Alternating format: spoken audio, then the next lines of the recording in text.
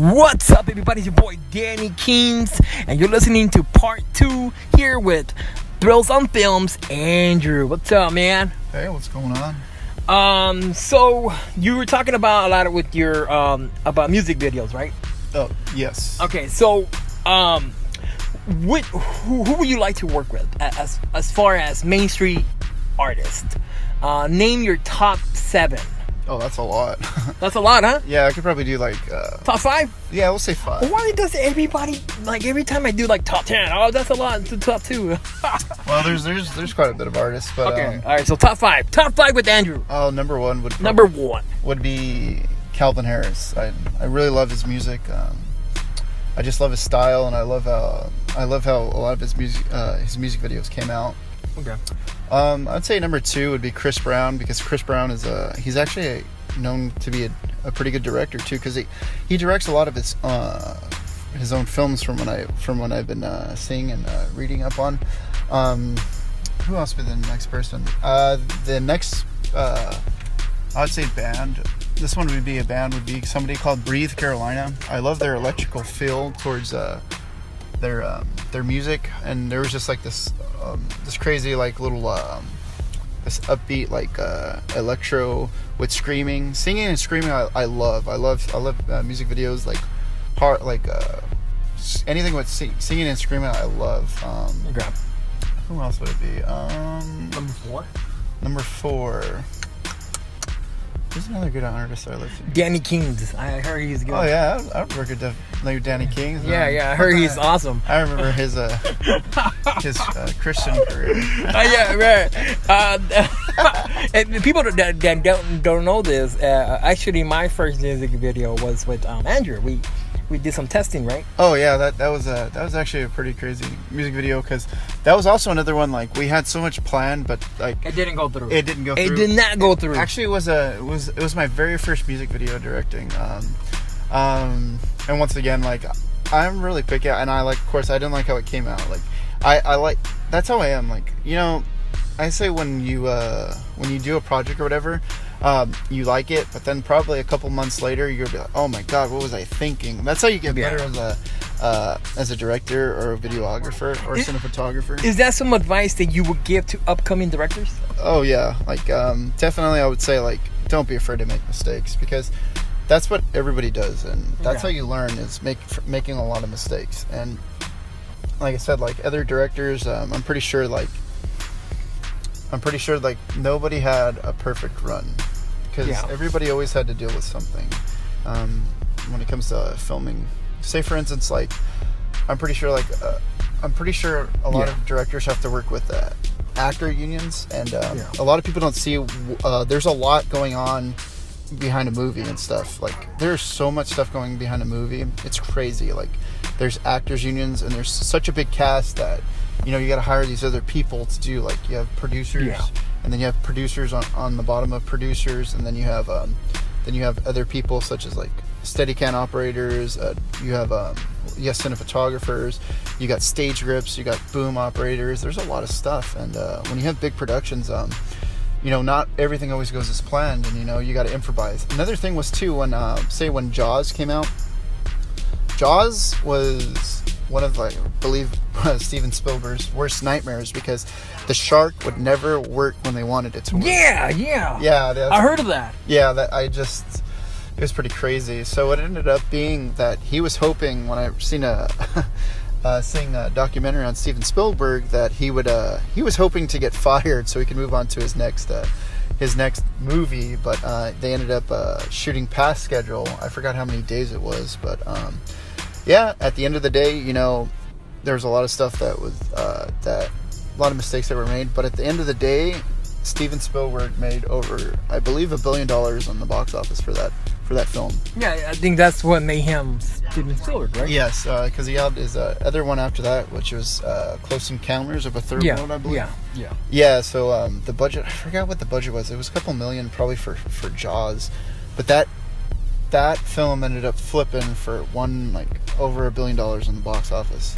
So you're saying that somebody's even the improvising can be a success. Yes, definitely. And don't be afraid, like, if something doesn't go as planned, to to try to work past it, because there's always going to be things that don't come as planned, and that's one thing I can always say is don't be afraid to make mistakes. Okay. And that's what we all do.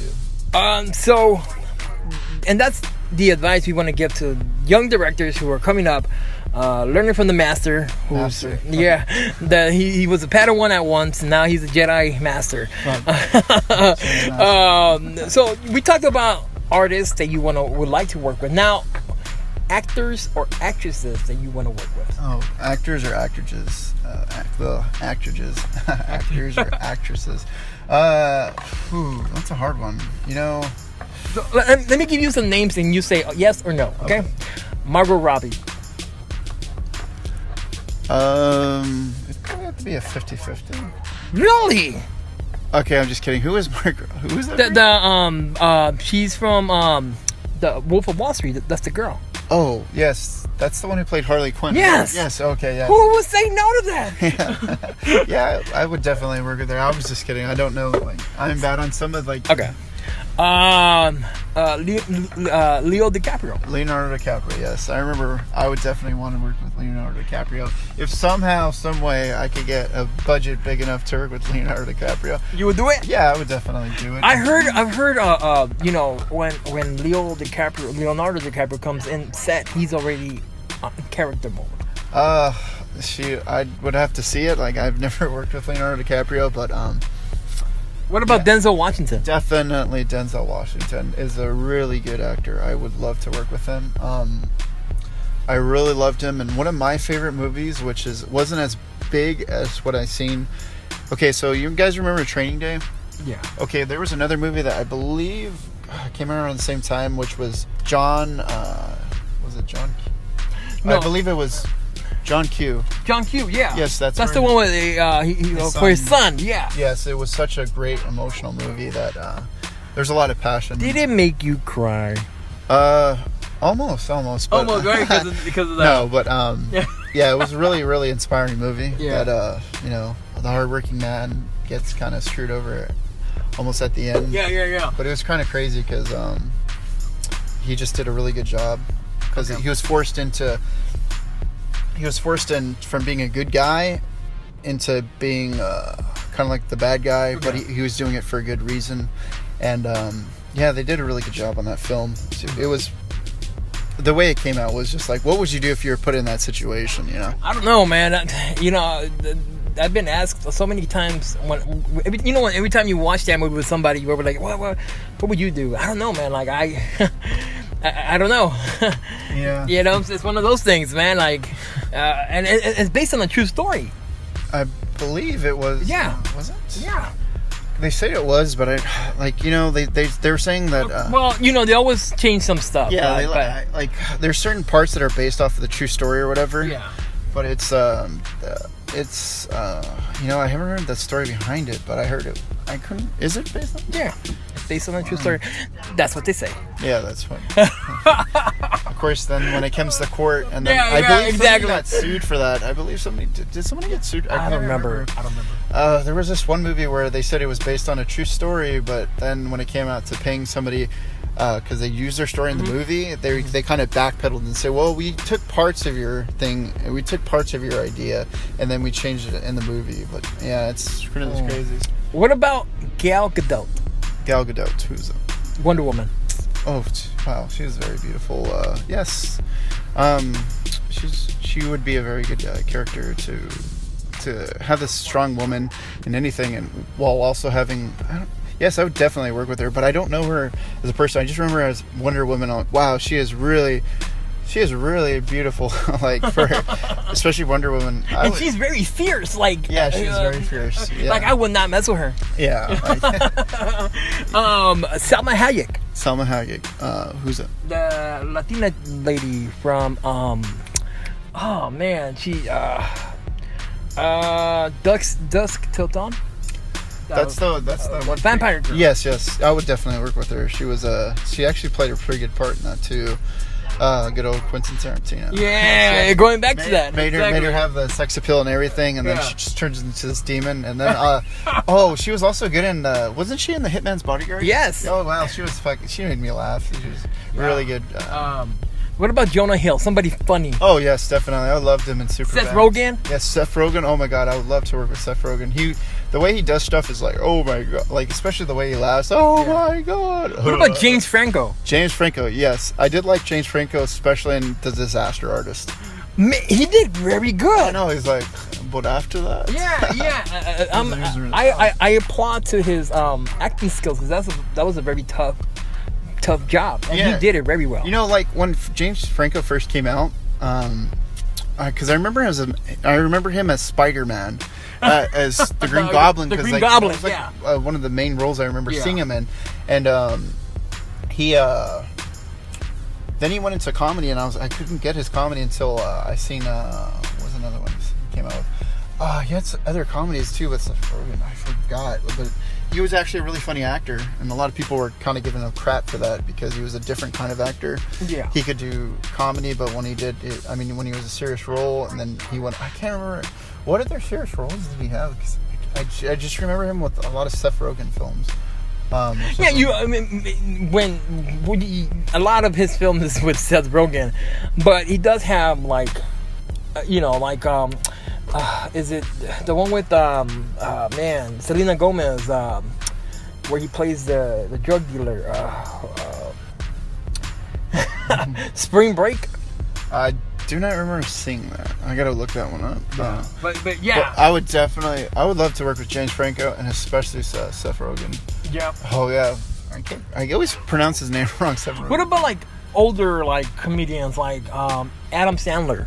Yes, definitely. I loved him. I love his production company too. I would always want to work with somebody like that too, because he even has his I believe it's Happy Madison Productions. Yeah, Happy Madison Productions. Yeah. Right now he's been doing a lot of Netflix stuff, but he has a deal where I think he has to do like 5 movies. Yeah, especially when he was, what was it, Ridiculous 6 too? Did you see that one? Yeah. Oh, yeah, it was Ridiculous 6. I also did love Happy Gilmore, and I loved how he liked to keep a lot of the same characters together.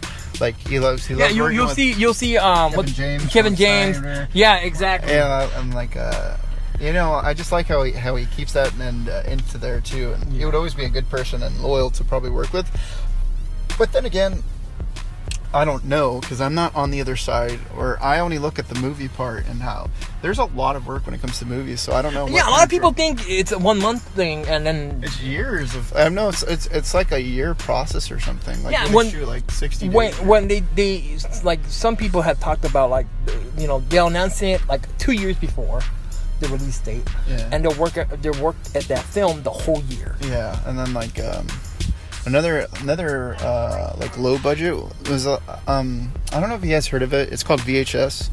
It's mainly seen on Netflix or whatever, but it's like a low budget film where they have like different stories into it, but they make it look like everybody's filming with their own cameras. Like basically like somebody goes on vacation and they're filming with the GoPro, and they film all this crazy stuff that happens or whatever. Yeah. But that's like one of the stories, but it's shot like as if through the person's eye of view. Like say for instance somebody's on their cell phone and they record something where it's like a Jeepers Creepers that's Are you giving us a hint that you might do something like that? I would definitely love to do that, like especially like a Paranormal Activity style. Okay, so do you guys remember Paranormal Activity? Well, VHS is pretty much like a Paranormal Activity, but they have multiple different ones inside of the movie. So like some people write different stories on each one. It's kind of like the Twilight Zone, but a Paranormal Activity wise.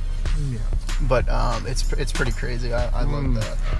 Seeing multiple. So you're hearing it from Thrillsonfilms, a sneak peek to his next project, something similar to VHS. So yeah, I would love to keep that in mind. Definitely. Any TV shows that you like? I'm not really big on TV shows. I'm more into movies because shoot. I actually one TV show. Oh well, I actually like a lot of animation, which is Rick and Morty. I love it. Oh, who doesn't like Rick and Morty? Morty. Oh God, Rick! There's a pencil dick. You're gonna make me touch it. Oh my God. Oh my God, no. Oh God, Morty. Yeah, I love Rick and Morty. So a lot of the animation. Yeah, I like for TV shows. I like a lot of TV shows that have like like Seinfeld. Every episode was like a random thing of nothing. Because like I hate it where you have to go through multiple seasons and they kill off a character. And it's like, oh man, you killed off a good character. You dragged me through all this stuff, and then like you killed off. You know, like was a crazy thing was Lost. Like Lost put you in a lot of different directions, and then at the end, like they were stuck in purgatory, and like oh yeah, I was never big on stuff where it just keeps going back and forth. Like a lot of I was never really big on M. Night Shyamalan for like a lot of his films. Man, I don't like his films. Personally, for me, there's only maybe 2. I'll be like, hey. There's like a lot of big twists that like. Well, Split was actually a good twist because Split was good. Yeah, because like, but I did not like The Village. Like, oh no one likes it. Oh man, like I wanted to see that. I wanted to see what they look like. And then it was just the guy. And then it was just the guy pretending him. Yeah. But it was cool how they implemented at the end that they were stuck in the middle, the actual time they're in, like in the 2000s, pretending to be in like being the Amish year with no electricity and everything. Yeah. Don't go outside of the village. You guys, I'm not hating on M. Night Shyamalan at all. Like, I'm just saying I don't prefer some of his films, but like a lot of things where there's a lot of too many twists where it's oh man, no, it just keeps going back and forth. Like I said, that's just the style he does, and I'm all for any kind of style. Any kind of style you do, I mean, it's all for it because that's your own that's your own style. When you direct it, and did he write it too? I think he wrote it. Yeah, does he write a lot of some of his materials, it's him. Well, yeah. So like I said, there's nothing wrong with creativity because like there's different kinds of creativity out there, and you know what? Don't be afraid to be you or whatever. Awesome. Do not be afraid to be you. Number one, if you like to shoot like a one shot music video, that's pretty cool. I like one shot music videos. Yeah. Like it's like they're pretty. Yeah, some of your work is a lot of one shots. Yeah, I like I just did this plant video for Kroger, and I actually work at Kroger or whatever, but there's this where they it's pretty much I seen this one thing where I got inspired where I seen this one what was it? I got inspired where I seen this one person. He's a construction worker. He helps somebody out. Yeah, a kid. He helps a kid, and then it ends up having a chain of reactions where somebody keeps helping somebody out. Like the kid that the construction worker helps the lady cross the road. The lady that helps some other girl. The other girl helps somebody else, and it comes all the way back around to the original construction worker that helped, which is karma. And that's one thing I always believe in is karma and helping others when they're down. Okay. We're going to leave that for part 3 because I want you to give your outro and your advice to people. You're listening to The Ugly Bear Show. I'm right here with Andrew from Thrillsonfilms. Tune in to part 3. That's where he's going to give the advice. That's where he's going to give you guys some pointers. If people are having a hard time doing some videos, how can you start? Tune in, man. It's going to be great. All right. Talk to you guys soon. Bye-bye.